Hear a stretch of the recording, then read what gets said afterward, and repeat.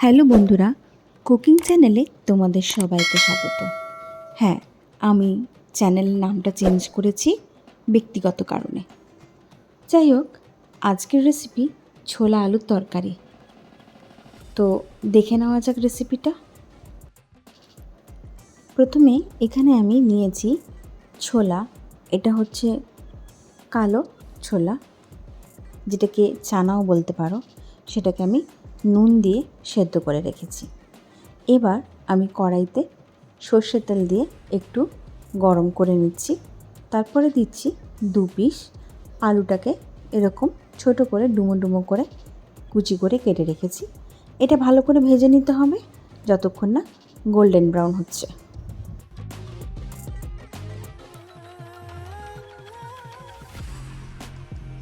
দেখো, আলুগুলো কিন্তু ভালো করে ভাজা হয়ে গেছে। এটাকে আমি তুলে আলাদা করে রেখে দিচ্ছি।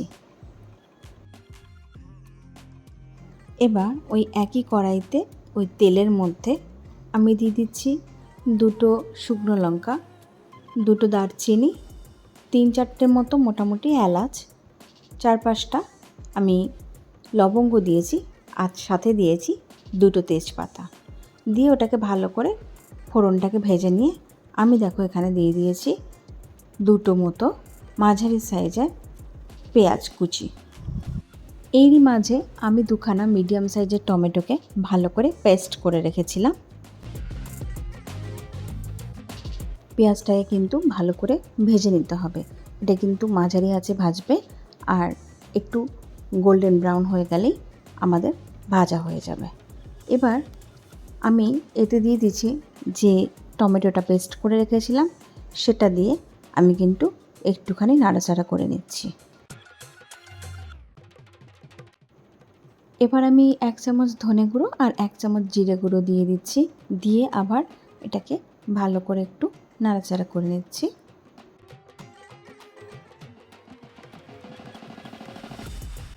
কিছুক্ষণ নাড়াচাড়া করে আমি এতে দিয়ে দিচ্ছি 1/2 চামচ মতো হলুদ গুঁড়ো, আর মোটামুটি 1 চামচ মতো আমি এখানে কাশ্মীরি লঙ্কার গুঁড়ো দিয়ে দিচ্ছি।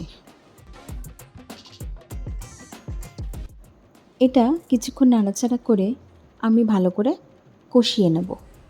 তেলটা যতক্ষণ না বের হচ্ছে ততক্ষণ কিন্তু এটা ভালো করে কষাতে হবে।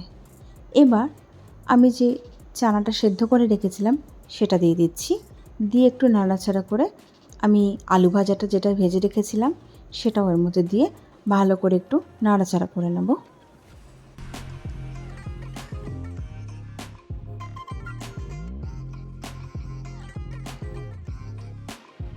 সব কিছুকে ভালো করে মিক্স করার পর এবার আমি এতে দিয়ে দেব উষ্ণ গরম জল। তোমরা তোমাদের পরিমাণ মতো জল দিও। যেহেতু দুটোই সেদ্ধ করা, তার জন্য আমাদের কিন্তু খুব বেশি জল দেওয়ার প্রয়োজন নেই। এটাকে একবার ফুটিয়ে নিলেই আমাদের মোটামুটি রেডি হয়ে যাবে। এবার আমি এতে দিয়ে দিচ্ছি চিনি আর একটুখানি নুন দিয়ে দিচ্ছি। দিয়ে ভালো করে নাড়াচাড়া করে নিলেই রেডি আমাদের আলু ছোলার তরকারি।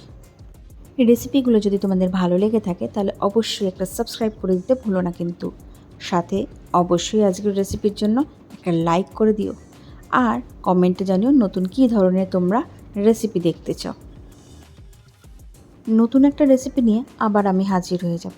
ততদিনের জন্য তোমরা ভালো থেকো, আর বাই।